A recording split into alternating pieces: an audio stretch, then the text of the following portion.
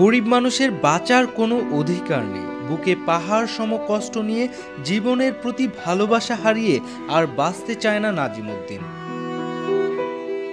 একটা গরিব মানুষের আনারস কেনা, আনারসের এখন যে অবস্থা হয়েছে, আমাদের গরিব মানুষের আনারসের শুকলো খাইতে পারবো না। কেন? তা আমাদের টাকা নেই, আমরা খামুকি দিয়া কোনো অধিকার নেই, আমাকে বাঁচার কোনো অধিকার নেই, আমাকে মরিয়া যাওয়ানি বালা। কারণ আমরা যে কোনো একটা ভালো কিছু খাইতে পারি না, ভালো কিছু কিনতে পারি না, ভালো কিছু পড়তে পারি না, ওরকম ইনকাম সোর্স নাই, তাহলে আমাদের বাঁচার কি দরকার আছে? মরিয়া যাওয়ানি তো ভালো। আমাকে দরিদ্র পরিবারে জন্মগ্রহণ করেন নাজিমউদ্দিন। ভাগ্যের চাকা বদলে 15 বছর বয়সে পাড়ি দেন ঢাকার শহরে। কিন্তু ভাগ্যের নির্মম পরিহাস, ভাগ্য যেন তার সহায় হয়নি আর। 35 বছরের কর্মজীবনে সফলতার মুখ দেখেনি একটি বারের জন্যেও। কষ্ট করিয়ে গিয়েছেন শুধু তিনি। একমাত্র স্মার্ট সিটি বসুন্ধরা, আধুনিকতায় এক ধাপ এগিয়ে।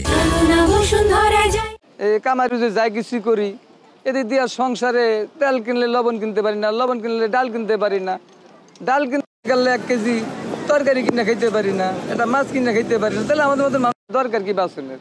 পোল্লা পাই না, হাক করে চায়া থাকে। তার কথায় প্রকাশ পায় গরিব হয়ে জন্মানো যেন পাপ। অসহায় গরিব মানুষের খুব বেশি চাহিদা থাকে না।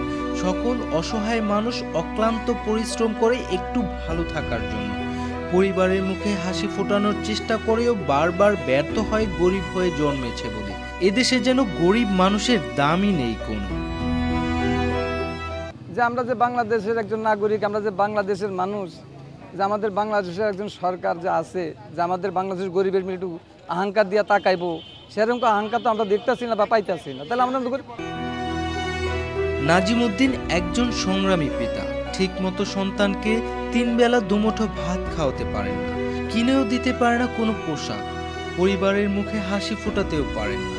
তাই তার আর বেঁচে থাকার যেন কোনো ইচ্ছেই নেই এই ত্রিভুবনে। আমি তো এটা আমার পক্ষে মনে হয়েছে যে আমার মতন গরিব বাইসে থেকে কোনো দরকার নেই। কিনলে একটা পোলা পানি, একটা জামা চাইলে দিতে পারি না, 1 কেজি একদিন একটা গরুর মাংস খাইলে কিনা দিতে পারি না, একটা ভালো মাছ খাইলে দিতে পারি না, তাহলে আমার মতন গরিব বাইসে, তো আমার মতন মানুষ বাইসা থেকে লাভ কি? জীবিকার তাগিদে পথে পথে হকারি করে বেড়ায় তিনি। বারবার চেষ্টা করেও ব্যর্থ হয়। কারো কাছে কোনো কিছুই আর চায় না নাজিমউদ্দিন। কারো কাছে আর যেন অভিযোগ নেই। তার একটি মাত্রই চাওয়া, তিনি এখন সৎ মুমিন মানুষ হয়ে মৃত্যুর প্রার্থনা করেন সৃষ্টিকর্তার কাছে। ইমাম হোসেন, ডেইলি সান।